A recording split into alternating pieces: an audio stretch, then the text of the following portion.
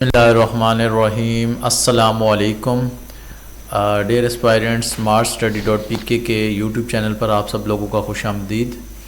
अच्छा जी, हम लोगों ने जो एक अपनी सीरीज़ स्टार्ट की हुई थी जियोग्राफ़ी की, उसमें आज हमारा जो टॉपिक है, पॉइंट ऑफ डिस्कशन है, वो आपको मेरी स्क्रीन पर नज़र आ रहा होगा कि बॉर्डर्स ऑफ पाकिस्तान है।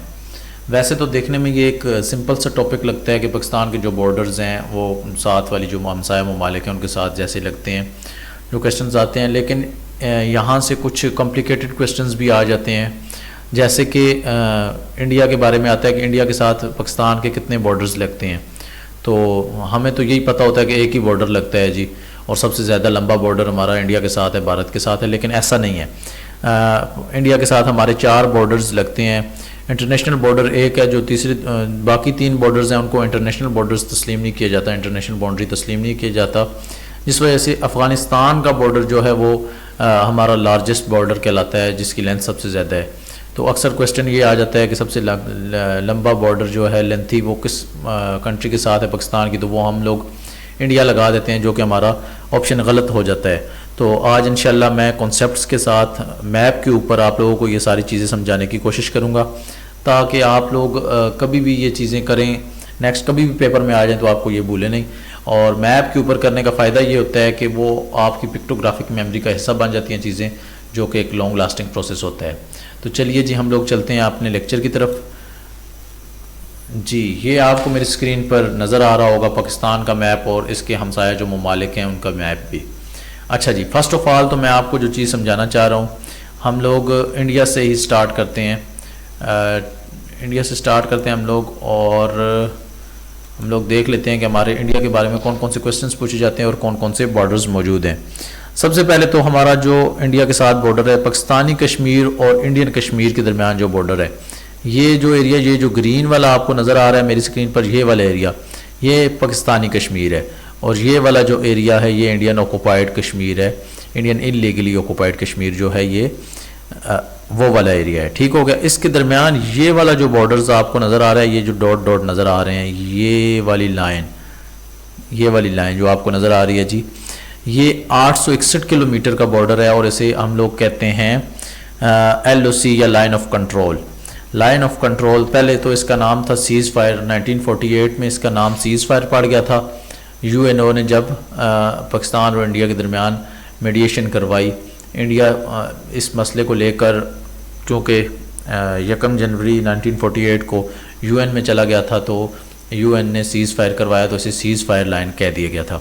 उसके बाद 1972 में जुल्फ़िकार अली भुट्टो साहब के दौर में शिमला एग्रीमेंट हुआ हमारा, जिसके अंदर इसे लाइन ऑफ कंट्रोल का नाम दे दिया गया। ठीक हो गया जी। ये जो लाइन है, ये वाला बॉर्डर 861 किलोमीटर का हमारा बॉर्डर है, इसको कहते हैं जी लाइन ऑफ कंट्रोल। ठीक हो गया। पाकिस्तानी कश्मीर और इंडियन कश्मीर के दरमियान, जहाँ पर पाकिस्तानी कश्मीर ख़त्म होता है, वहाँ से आगे जो ये एरिया नारोवाल तक का ये जो एरिया बनता है, यहाँ से लेकर तकरीबन यहाँ तक का जो एरिया, ये वाला बॉर्डर हमारा कहलाता है जी वर्किंग बाउंड्री, इसको कहते हैं। ठीक हो गया जी, वर्किंग बाउंड्री।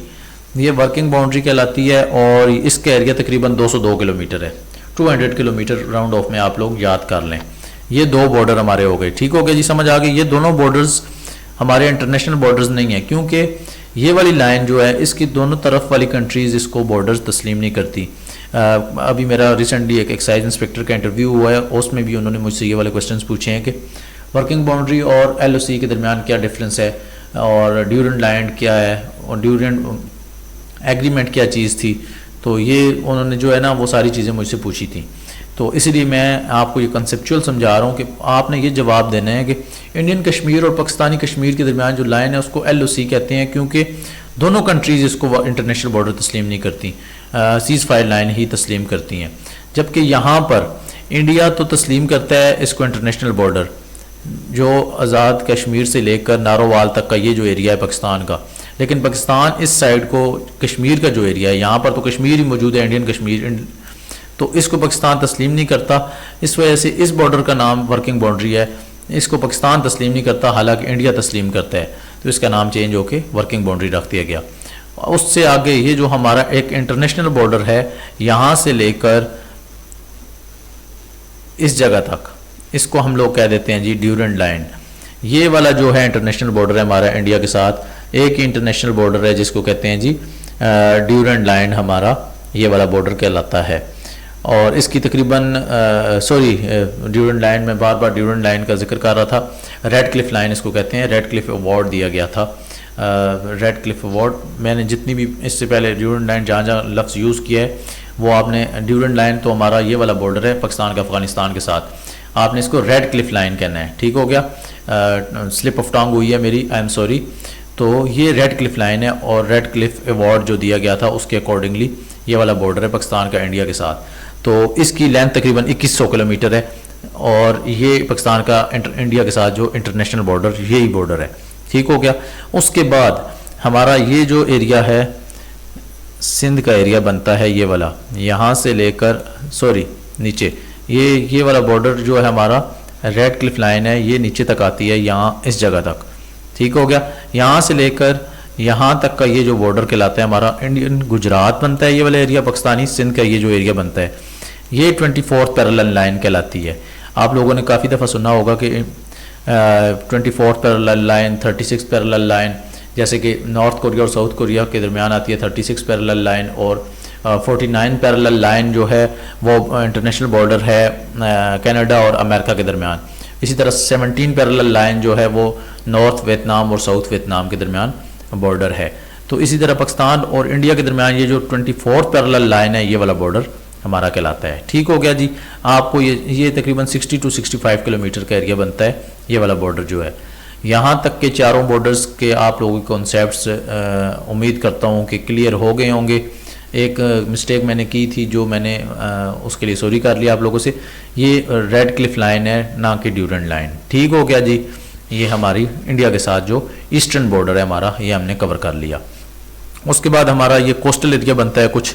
टोटल पहले इसका सवाल ये आता था कि कितना कोस्टल लाइन है पाकिस्तान की, कितनी कोस्ट लाइन है, कितना एरिया है, तो वो 1046 किलोमीटर था, अब वो बढ़कर 1058 किलोमीटर हो गया है। ठीक हो गया। जिसमें से 1000 किलोमीटर का एरिया जो है कोस्ट लाइन है पाकिस्तान की, ये यहाँ से लेकर यहाँ तक का ये बनती है बलूचिस्तान के अंदर, और उसके बाद 250 किलोमीटर तकरीबन जो बनती है कोस्ट लाइन एरिया, वो बनता है सिंध के अंदर। ठीक हो गया जी। ये भी आपका क्वेश्चन क्लियर हो गया, कॉन्सेप्ट क्लियर हो गया। उसके बाद आगे चलते हैं जी। ईरान के साथ जो हमारा बॉर्डर है इसको देख लेते हैं। इसकी लेंथ है जी तकरीबन 909 किलोमीटर। ईरान के साथ जो हमारा बॉर्डर बनता है पाकिस्तान का, ईरान के साथ 909 किलोमीटर का तकरीबन बॉर्डर बनता है जी, और इसको कहते हैं गोल्ड मेड लाइन। ठीक है। इसकी जो बॉर्डर सेटलमेंट हुई थी वो 1958 में अयूब खान साहब के दौर में बॉर्डर सेटलमेंट हम लोगों ने ईरान के साथ कर ली थी। ये सारे मैंने जो आपसे बातें की हैं ये सारे सवालात हैं। मैं ये कोई कहानियाँ नहीं सुना रहा आपको, ये टाइम पास करने के लिए नहीं बता रहा। ये सारे सवाल पूछे जा चुके हैं पेपर्स में, किसी न किसी पेपर में ये वाले सवाल आ चुके हैं कि कब बॉर्डर सेटलमेंट हुई, 1958 में हुई, और इस बॉर्डर का नाम क्या है जी, गोल्ड मेड लाइन है। इसकी लेंथ कितनी है, 909 किलोमीटर है। और एक और क्वेश्चन ये आता है कि पाकिस्तान के वेस्टर्न साइड कौन सी कंट्री पड़ती है, तो वो वेस्टर्न साइड हम लोग तो अक्सर अफगानिस्तान को लगा देते हैं, लेकिन उसका भी राइट आंसर ईरान होता है। ठीक हो गया जी। उसके बाद ऊपर चलते हैं जी, अफगानिस्तान।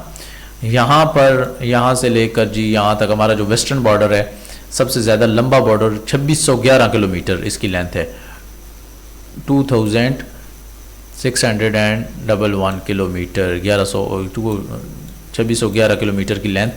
सबसे लंबा बॉर्डर अफगानिस्तान के साथ है हमारा। और 1893 में मार्टिन एंड ड्यूरेंट और अमीर अमानुल्लाह या अमीर अब्दुर्रहमान थे, उनके साथ इनका मुआहिदा हुआ था ये बॉर्डर का, जिसकी वजह से पाकिस्तान जब बना तो एक अफ़गानिस्तान वो वाहिद कंट्री था जिसने पाकिस्तान की अपोजिशन की थी, अपोज़ किया था पाकिस्तान की मेंबरशिप को यूएन में, क्योंकि वो इसको इंटरनेशनल बॉर्डर तस्लीम नहीं करते थे अफ़गानिस्तानी। ठीक हो गया जी। ये हमारा बॉर्डर जो है अफ़गानिस्तान के साथ, इसकी सेटलमेंट कब हुई जी, 1893 में मार्टिन एंड ड्यूरेंट के नाम पर इसको ड्यूरेंट लाइन कहा जाता है। ये सबसे लंबा बॉर्डर है। ये वाला क्वेश्चंस यहाँ से पूछे जाते हैं। उसके बाद हमारा जो नॉर्दर्न साइड का बॉर्डर है जी, वो है हमारा चाइना के साथ। ठीक हो गया। इसकी लेंथ तकरीबन 595 किलोमीटर या 599, दोनों सवाल आ सकते हैं। 595 आए तो वो भी राइट आंसर है, 599 किलोमीटर आए तो वो भी राइट आंसर है जी। ठीक हो गया। चाइना के साथ ये सवाल आता है कि हमारी बॉर्डर सेटलमेंट कब हुई, तो ये भी 1963 में हमारी चाइना के साथ बॉर्डर सेटलमेंट हुई, और ये अयूब खान साहब के दौर था जब हमारी चाइना के साथ बॉर्डर सेटलमेंट हुई। ठीक हो गया जी। इसमें हुआ ये था कि यूब खान साहब ने सिक्रम वैली जो थी वो दे दी थी चाइना को, और उनसे हम लोगों ने K2 ले ली थी।